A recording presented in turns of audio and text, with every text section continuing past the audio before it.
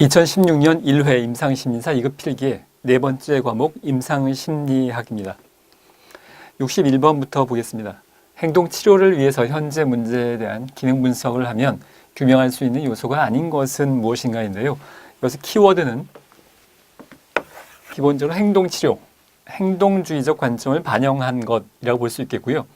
문제 행동을 일으키는 자극이나 선행 조건, 문제 행동과 관련되어 있는 유기체의 변인, 문제 행동의 결과, 자, 이런 것들은 이제 행동주의적 아이디어에 다 연결된다고 볼 수 있겠는데요. 세 번째, 문제 행동과 관련된 인지적 해석. 자, 이거 행동치료, 행동주의적 관점과는 거리가 먼 것 이어서 인지적 해석은 어떻게 생각하느냐의 주관적 관점을 강조한 것이라면 이것은 객관적인 것을 강조한 것이라고 볼 수 있습니다. 자, 그 내용을 좀 더 살펴보면 기능 분석에 대한 내용을 좀 더 살펴보겠습니다. 기능적 분석이라고 하는 것은 특정 문제 행동의 원인과 결과를 이해하기 위해서 행동에 영향을 미치는 환경 전체를 분석하는 방법, 행동주의적 아이디어에 기초하고 있습니다.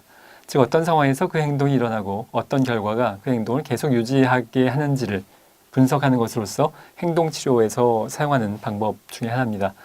기능적 분석은 간략히 이야기하자면 보다 적응적인 행동 유형은 학습되고 그렇지 못한 행동은 소고되는 것의 가정, 행동주의적인 전형적인 가정에서 출발하고 있습니다.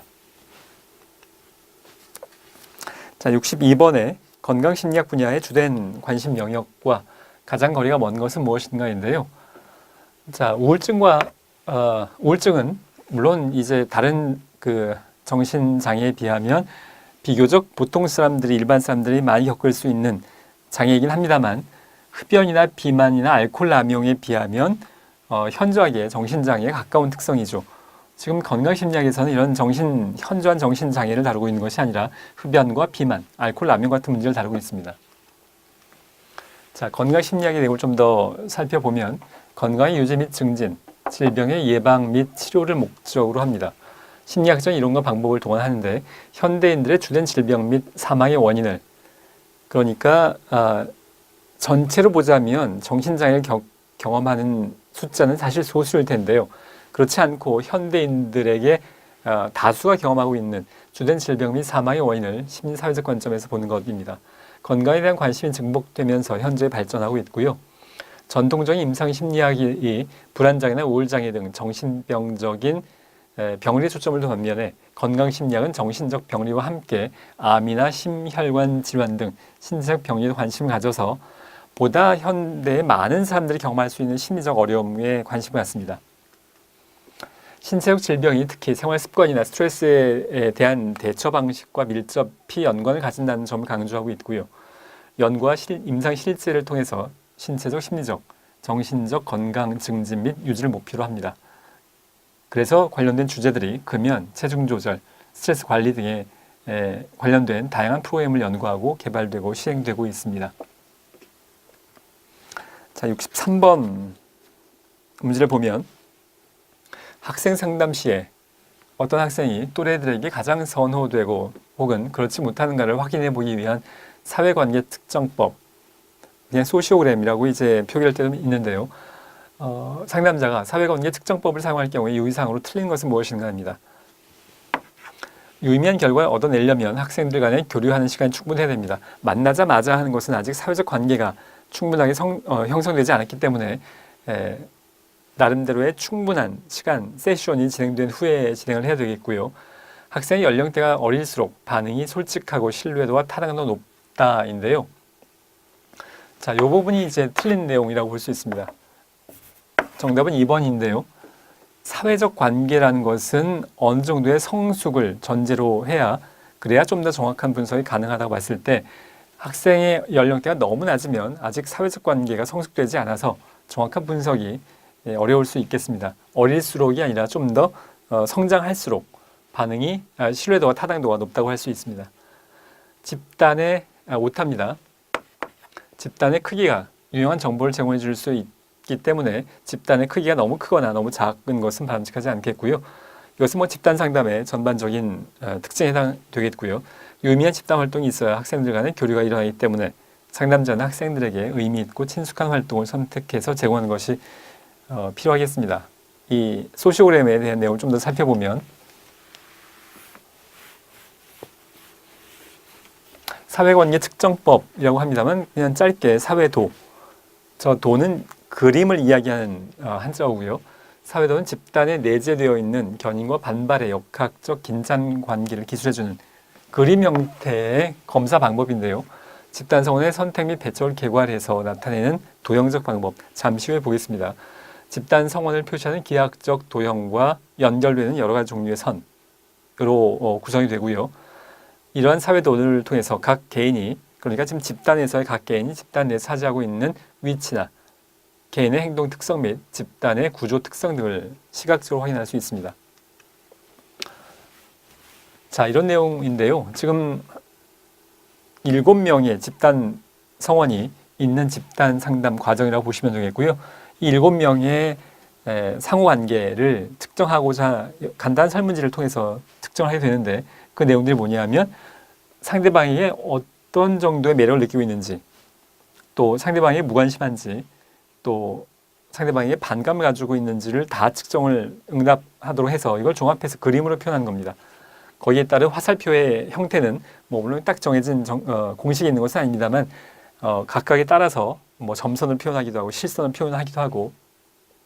자, 그래서 지금 특정한 집단 구성원이 다른 집단 구성원들이 이 C3를 어떻게 생각하고 있는지, 또는 이 학생은 다른 학생들을 어떻게 생각하고 있는지, 그런 상호관계는 어떤지들을 그림의 형태를 통해서 나타내는 것, 그것이 소시오그램이라고 할 수 있겠습니다. 자, 64번을 보겠습니다. 64번에 보시면 전통적인 정신역동적 심리평가와 비교했을 때 행동평가의 특성으로 옳은 것은 무엇인가입니다. 사실 내용상으로는 그렇게 어렵지 않습니다만 아마 이 문제의 오답률이 굉장히 높은 문제가 아니었을까 싶은데요. 자, 행동평가.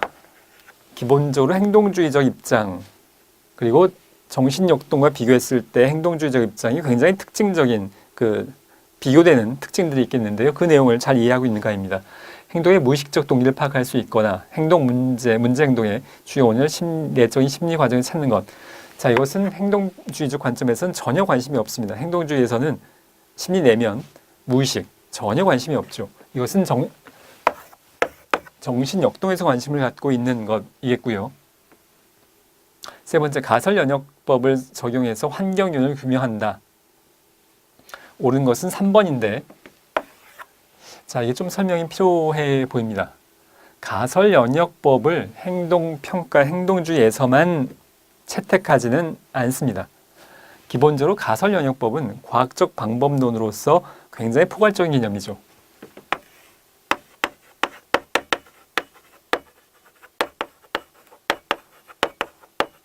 행동주의뿐만이 아니라 심리학이나 사회과학뿐만이 아니라 자연과학을 포괄하는 모든 과학적 접근의 가장 기본적인 현대과학에서의 접근 방법의 토대가 되는 것은 가설 연역적인 방법인데, 가설을 세우고요, 관련된 내용을 측정합니다. 이 측정을 통해서 이 가설이 맞는지를 검증을 하게 되죠.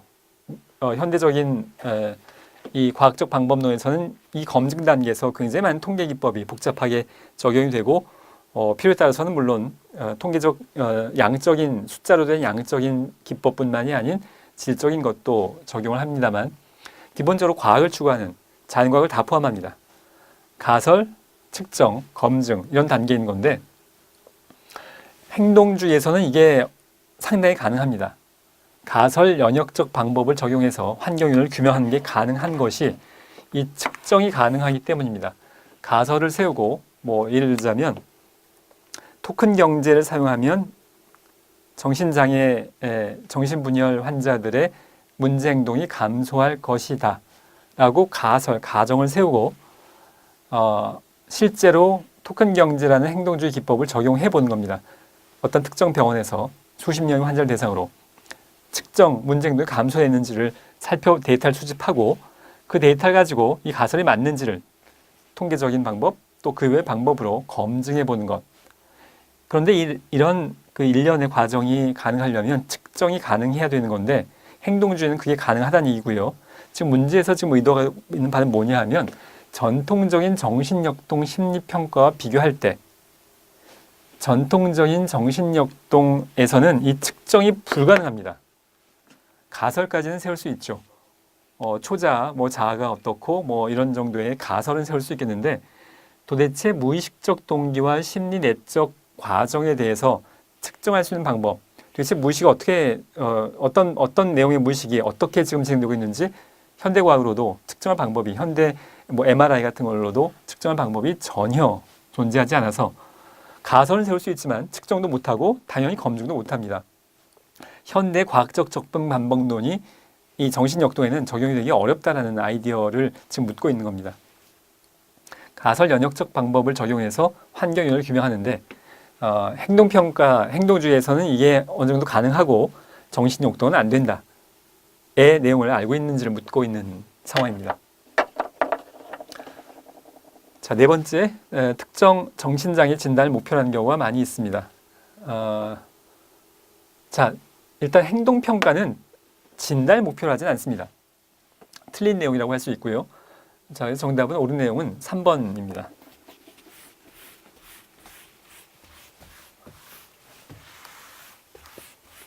(65번에) 다음 중 관계를 중심으로 치료가 초점화되고 있는 정신역동적 접근 방법의 단기치료가 아닌 것입니다. 자, 연달아서 좀 어려운 문제들이 나오고 있는데요. 가장 이번 올해 2016년도 1회 시험에서 가장 어려운 문제가 아닌가 싶은데 일단 방금 우리가 조금 전에 봤던 기능적 분석이 나와 있는데요.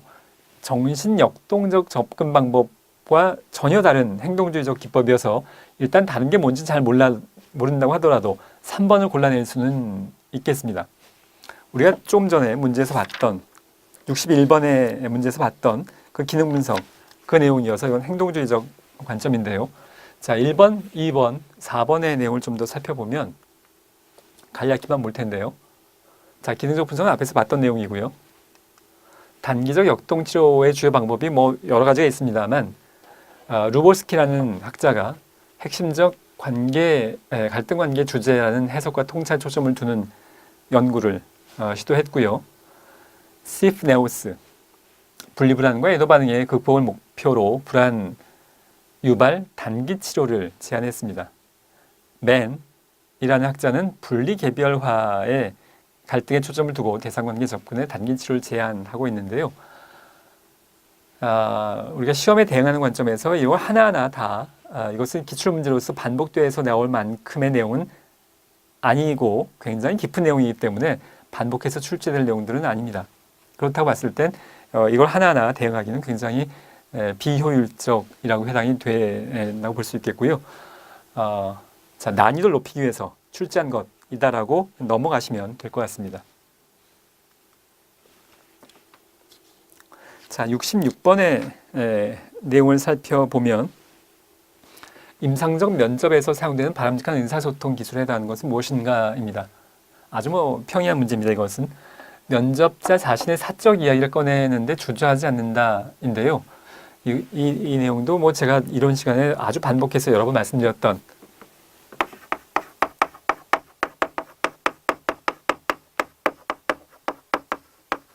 자기 개방은 제한적으로 사용하는 것이 바람직합니다.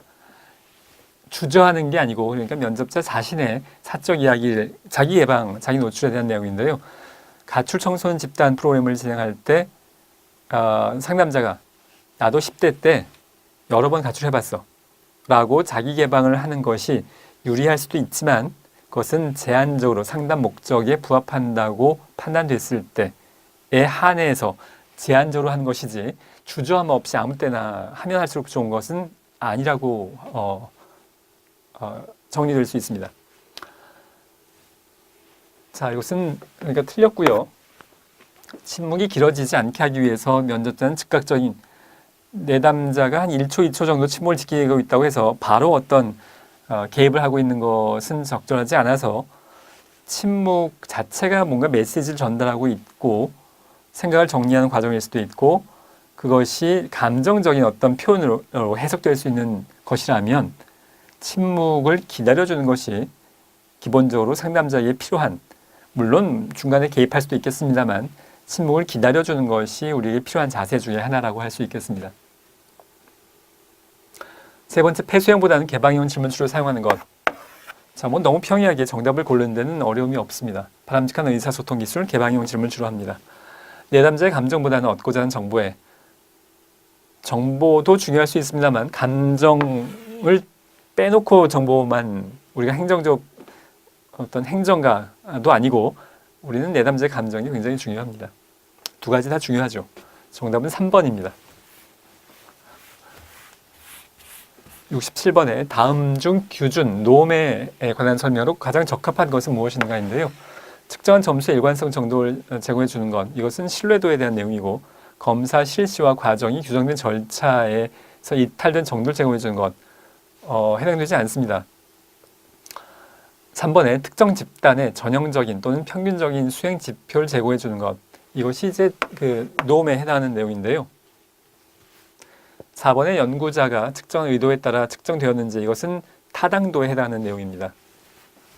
자, 예를 들어보면 기준이라고 하는 것은 특정 검사 점수 해석에 필요한 기준이 되는 자료인데, 한 특정 개인의 점수가 어떤 의미를 갖고 있는지에 대한 정보를 제공해 줍니다. 전체적인 점수의 분포가 이런데 특정한, 이번에 검사한 내담자가 그 중에서 어디 위치하는가를 알려줄 만한 기준이 되는 분포입니다. 특정 집단의 전형적인 또는 평균적인 수행 지표를 제공해 주고요. 개인의 점수를 다른 사람들의 점수와 비교하고 해석하는 과정에서 비교 대상이 되는 집단은 기준 집단 또는 표준화, 표본 집단이라고도 하는데, 지능검사의 경우에는 이런 정규 분포로 노험이 형성됩니다. 보시는 바와 같이 지능지수 100일 때 스탠다드 디비에이션에 따라서 15 정도의 표준 편차를 가지도록 설계가 되어져 있고요. 이 말의 의미는 지능지수 100이 평균이고 115에서 85에 해당하는 검사 결과가 대략 68%에 해당하는 사람들은 115와 85라는 지능지수 범위 안에 있을 거고, 대략 95%는 IQ 70과 IQ 130 사이에 존재할 거고, 145와 56 사이에는 99%가 존재할 것이다 라는 것이, 이 노험이 기준이 반드시 정규 분포일 필요는 없습니다만, 지능검사의 경우에는 굉장히 많은 노력을 기울여서 정규 분포가 되도록 만들어냈죠. 자, 그래서 지능지수가 130이다. 그러면 전체 중에 어디쯤 있는가를 알려주는 것이 이 기준의 의미라고 할 수 있겠습니다. IQ가 130 이상이면 이 안쪽이 95%니까요. 여기가 2.5%고요. 이쪽의 낮은 쪽도 2.5%라고 대략 한다면 130이라는 수치는, IQ 130이라는 수치는 상위 2.5%에 해당한다고 보는, 이런 해석이 가능하도록 전체적인 분포가 어떤지를 알려주는 게 기준의 의미입니다.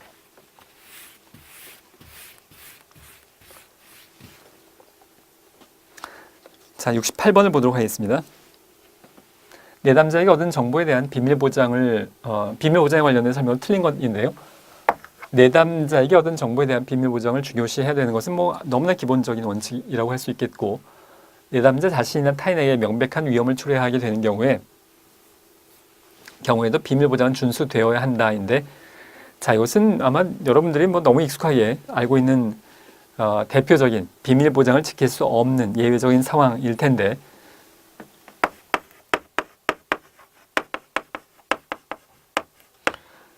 이러한 윤리적인 원칙을 만들도록 촉발시킨 사례가 하나 있었죠.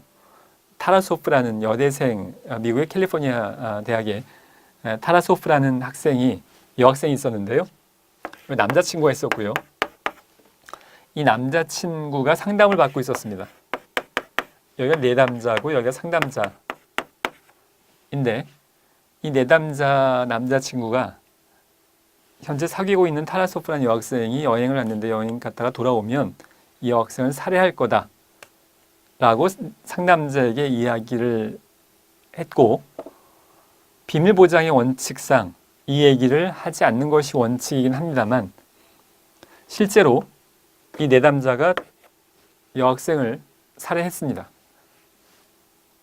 그리고 타라소프라는 여학생의 가족이 이 상담자를 고소했습니다.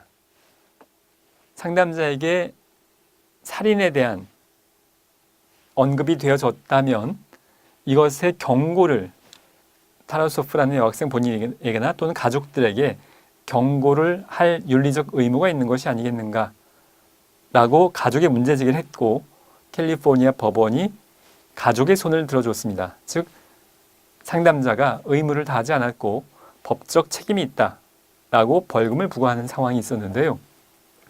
자, 이 사례를 통해서 지금 이번에 윤리적인 원칙이 정립됐습니다.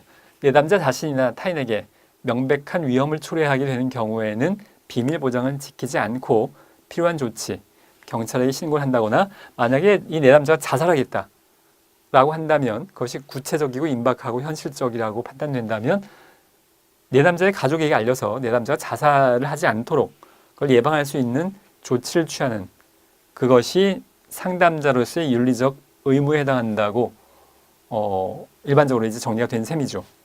물론 이것은 이분법적인 얘기가 아니어서 이 내담자가 살해하겠다, 이것은 그냥 화가 나서 지나가는 말로 할 수도 있겠고, 아니면 굉장히 구체적이어서 지금 칼도 준비해놨고 살해할 장소도 물색해놨고 지금 오랫동안 생각하는 걸 실행을 하려고 합니다 라고 아주 구체적이고 임박한 위험을 표현하고 있다면 경고해야겠습니다만, 그것이 도대체 어디까지가 임박한 현실적인 구체적인 위험인가는 상담자가 판단을 해야 될 문제입니다. 이것은 예스 노의 문제가 아니고, 그러나 전반적으로 이야기했을 때 타인에게 명백한 위험을 초래한다고 판단되는 경우에는 비밀 보장을 지키지 않아야 하는 것이 윤리적입니다.